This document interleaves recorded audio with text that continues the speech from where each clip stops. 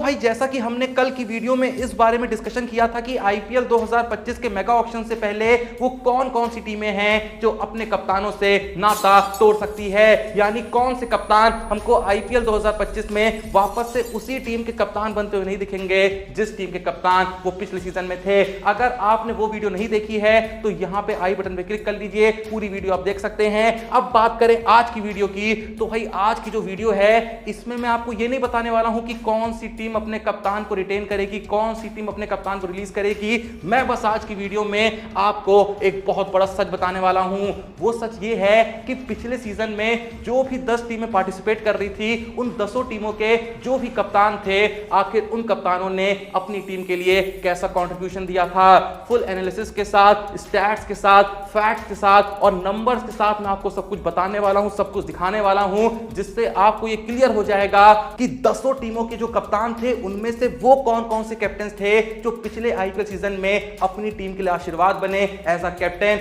या फिर as a player, और वो कौन कौन से कैप्टन हैं जो अपनी टीम के लिए एक अभिशाप बने। यानी भाई आसान भाषा में मैं बस ये कहना चाहता हूं कि जब तक ये वीडियो एंड होगी आपको भी एक क्लियर पिक्चर मिल जाएगी कि कौन कौन से कैप्टन हैं जो अपनी टीम में आईपीएल 2025 में वापस से कैप्टन बनना डिजर्व करते हैं और कौन कौन से कैप्टन हैं जिन्होंने भाई पिछले सीजन में अपनी टीम की लगा दी थी। तो ऐसे में उन कप्तानों को अपनी टीम को छोड़ देना चाहिए, या फिर यह भी हो सकता है कि उनकी टीम आने वाले सीजन में उनको छोड़ देगी। तो सभी कप्तानों पे बात करेंगे, सभी कप्तानों की पिछले सीजन की परफॉर्मेंस देखेंगे। जब ये वीडियो एंड हो आपको मुझे बताना है कि आपके हिसाब से कौन कौन सी टीमों को अपने कप्तान बदल देने चाहिए, अपने कप्तान को रिलीज कर देना चाहिए और किन टीमों को अपने कप्तान को बरकरार रखना चाहिए। सबसे पहले बात करें अगर पहली टीम की, तो वो है none other than Chennai Super Kings. जैसा कि हम सबको पता है कि पिछले सीजन में आईपीएल के most successful captain Mahendra Singh Dhoni ने चेन्नई की कप्तानी गायकवाड़ को सौंप दी थी और गायकवाड़ अपनी कप्तानी में चेन्नई को प्लेऑफ में पहुंचाने में कामयाब नहीं रहे थे।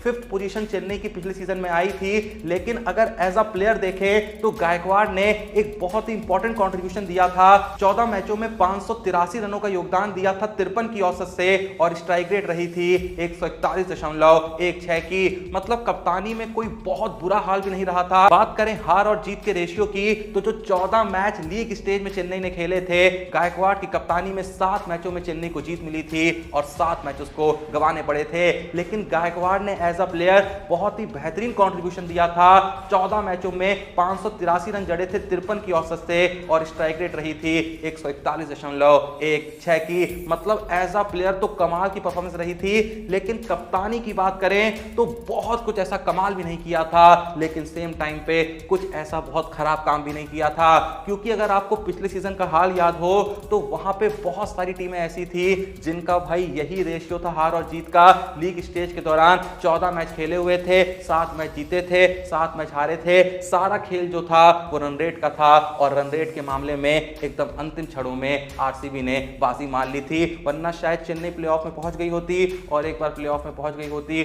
तो जैसा कि आप चेन्नई को जानते हैं, क्या पता भाई टाइटल जीत गई होती। तो बहुत यहां पे गायकवाड़ की कप्तानी को मैं जज भी नहीं करूंगा, लेकिन सेम टाइम पे मैं ये भी नहीं कहूंगा कि उन्होंने कमाल की कप्तानी करी थी। अब आप लोग को बताना है कि क्या अगले सीजन में भी चेन्नई को गायकवाड़ पे भरोसा टिकाना चाहिए या फिर किसी और कप्तान के बारे में सोचना चाहिए। जो भी आपका जवाब है कमेंट सेक्शन में बता दीजिएगा।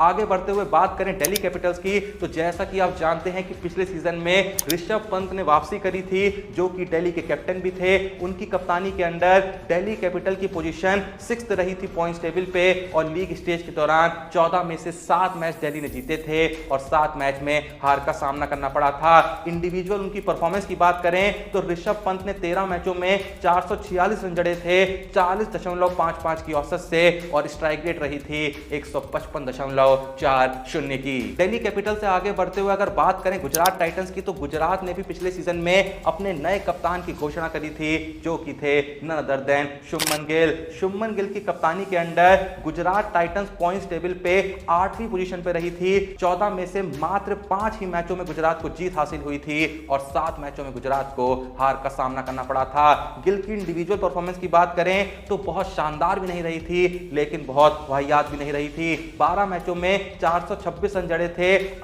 30.73 की औसत से और स्ट्राइक रेट रही थी 147.40 की। अब गुजरात के बाद अगर बात करें पिछले सीजन की विनर केकेआर की, जिनके कप्तान थे none other than Shreyas Iyer, ये बताने की कोई जरूरत नहीं है कि पॉइंट्स टेबल पे केकेआर नंबर 1 पोजीशन पे थी। अगर जीत और हार के रेशियो की बात करें तो लीग स्टेज में श्रेयस अय्यर की कप्तानी में केकेआर ने 9 मैचों में जीत हासिल करी थी और मात्र 3 ही मैच ऐसे थे जहां केकेआर को हार का सामना करना पड़ा था। अय्यर की इंडिविजुअल परफॉर्मेंस की बात करें तो ये कहने में कोई शक नहीं होना चाहिए कि अय्यर ने बैटिंग के डिपार्टमेंट में थोड़ा सा डिसअपॉइंट करा था। वो अलग बात है कि केकेआर में हर प्लेयर चल रहा था तो इतना इस बात पर नजर नहीं जा रही थी, लेकिन जितनी उम्मीदें यहां पे केकेआर को अय्यर से एज अ बैट्समैन रही होंगी, उन उम्मीदों पे अय्यर उतने अच्छे से खरे नहीं उतर पाए थे। नंबर्स की बात करें तो 14 मैचों में 351 रन जड़े थे 39 की औसत से और स्ट्राइक रेट रही थी 146.86 की। अब केकेआर से आगे बढ़ते हुए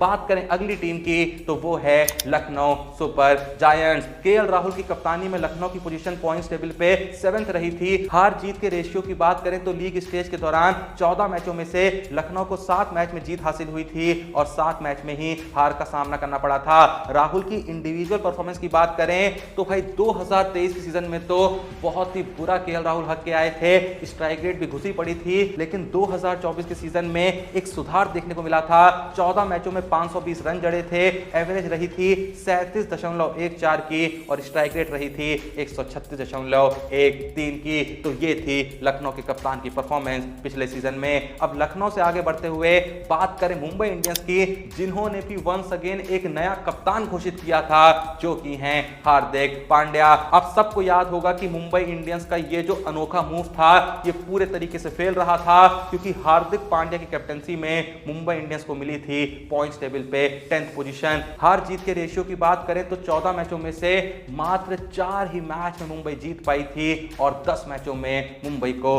हार का सामना करना पड़ा था। हार्दिक पांड्या की इंडिविजुअल परफॉर्मेंस की बात करें तो बैटिंग डिपार्टमेंट में पांड्या ने 14 मैचों में मात्र 216 रन मारे थे 18 की औसत से और स्ट्राइक रेट रही थी 143.05 की। बॉलिंग की बात करें तो पांड्या ने 14 मैचों में ही 387 रन दिए थे, 216 बॉलों पे 11 विकेट लिए थे, एवरेज भी बॉलिंग में 35.18 की रही थी और इकोनॉमी भी बहुत ही वाहियात थी 10.75 की। मतलब भाई यहां पे हमें यही कहना चाहिए कि पिछले सीजन में हार्दिक पांड्या ने कप्तानी में, बैटिंग में, बॉलिंग में, तीनों ही डिपार्टमेंट में बहुत ही बुरा हगा था, लेकिन उसके बाद हार्दिक पांड्या के फॉर्म में सुधार आया है। हाल ही में T20 वर्ल्ड कप में कमाल की परफॉर्मेंस देके आए हैं और एक सीजन के बेसिस पे कप्तान को जज करना यह अच्छी बात नहीं है, क्योंकि एक सत्य यह भी है कि हार्दिक पांड्या अपनी कैप्टनसी में गुजरात को टाइटल जिता चुके हैं, एक बार रनर अप भी रह चुके हैं। आप लोग का हार्दिक पांड्या और मुंबई इंडियंस के बारे में क्या सोचना है कमेंट सेक्शन में जरूर बताइएगा। अब मुंबई से आगे बढ़ते हुए बात करें पंजाब की, तो पंजाब के कप्तान वैसे तो शिखर धवन थे, लेकिन भाई बीच में ही साथ छोड़ के भाग गए थे। पर फिर भी मैं बता दूं कि पंजाब की पिछले सीजन में पॉइंट्स टेबल पे 9th पोजीशन रही थी। हार जीत का रेशियो कुछ इस प्रकार था, 14 मैचों में से 5 मैच इन्होंने लीग स्टेज के दौरान जीते थे और 9 मैचों में हार का सामना करना पड़ा था। वहीं पर अगर धवन के बैटिंग स्टैट्स की बात करें तो 5 मैचों में 152 रन जड़े थे, 30.40 की औसत रही थी और स्ट्राइक रेट भी बहुत ही खराब थी 125.62 की। अब पंजाब के बाद बारी आती है संजू सैमसन की, राजस्थान रॉयल्स की। राजस्थान के कप्तान जैसा मैंने बता दिया कि संजू सैमसन है, बता क्या दिया ये तो आपको ही पता होगा, लेकिन अब सुनो काम की बात। संजू की कप्तानी में राजस्थान रॉयल्स पिछले सीजन में पॉइंट्स टेबल पे 3rd पोजीशन पे थी। लीग स्टेज के दौरान 14 मैचों में से 8 मैच में राजस्थान जीती थी और 5 मैचों में हार का सामना करना पड़ा था। संजू की इंडिविजुअल परफॉर्मेंस की बात करें तो 15 मैचों में 531 रन जड़े थे 48.27 की औसत से और स्ट्राइक रेट रही थी 153.47 की। आप लोग के हिसाब से क्या संजू को अगले सीजन में भी कैप्टन बने रहना चाहिए? क्या राजस्थान को एक बार फिर से एज अ कैप्टन उन पर भरोसा टिकाना चाहिए? जो भी आपका सोचना है कमेंट सेक्शन में जरूर बताइएगा। अब बात करें अपनी आज की सेकंड लास्ट टीम के बारे में, तो वो है none other than Royal Challengers Bangalore, जिनके कप्तान हैं फैफ डू प्लेसिस। हमको ये तो पता है कि फैफ डू प्लेसिस की कप्तानी में आरसीबी ने पिछले सीजन में शानदार कमबैक किया था। एक वक्त पे लग रहा था कि भाई ये जो है पॉइंट्स टेबल पे 9th या 10th पोजीशन पे रहेगी, लेकिन भाई अंतिम सत्य ये था कि फैफ की कप्तानी में आरसीबी ने पॉइंट्स टेबल पे 4th पोजीशन पे कंप्लीट किया था। रेशियो की बात करें तो लीग स्टेज के दौरान 14 मैचों में से 7 मैचों में आरसीबी को जीत हासिल हुई थी और 7 मैच में उन्हें हार देखनी पड़ी थी। फैफ डु प्लेसिस की इंडिविजुअल परफॉर्मेंस की बात करें तो 15 मैचों में जड़े थे 438 रन, एवरेज रही थी 29.20 की और स्ट्राइक रेट रही थी 161.62 की। अब यहां पे भाई तुम लोग मुझको एक बात बताओ, क्या फैफ को एक बार फिर से आरसीबी का कप्तान बनाना चाहिए या फिर आरसीबी को किसी और कप्तान की तरफ देखना चाहिए या फिर एक बार फिर से विराट कोहली को ही आरसीबी की कप्तानी संभालनी चाहिए? जो भी आपका ऑनेस्ट जवाब है कमेंट सेक्शन में जरूर बताइएगा। बाकी अब बात करते हैं आज की अपनी लास्ट टीम के बारे में, यानी अपने आज के लास्ट कप्तान के बारे में। तो जिस टीम की बात कर रहा हूं वो है सनराइजर्स हैदराबाद और जिस कप्तान की बात कर रहा हूं वो है none other than Pat Cummins. Pat Cummins की कप्तानी में एसआरएच रनर-अप रही थी, पॉइंट्स टेबल पे भी 2nd पोजीशन रही थी इनकी। विन और लॉस के रेशियो की बात करें तो लीग स्टेज के दौरान 14 में से 8 मैचों में हैदराबाद को जीत हासिल हुई थी और 5 मैचों में इन्हें हार देखनी पड़ी थी। अगर कमिंस की इंडिविजुअल परफॉर्मेंस की बात करें तो 16 मैचों में 18 विकेट लिए थे, बॉलिंग एवरेज 31.44 की रही थी और इकोनॉमी 9.28 की रही थी। बैटिंग में कमिंस ने एक डिसेंट कंट्रीब्यूशन दिया था क्योंकि ज्यादा यहां पे बैटिंग करने का मौका भी उनको नहीं मिलता था, लेकिन जब भी मिला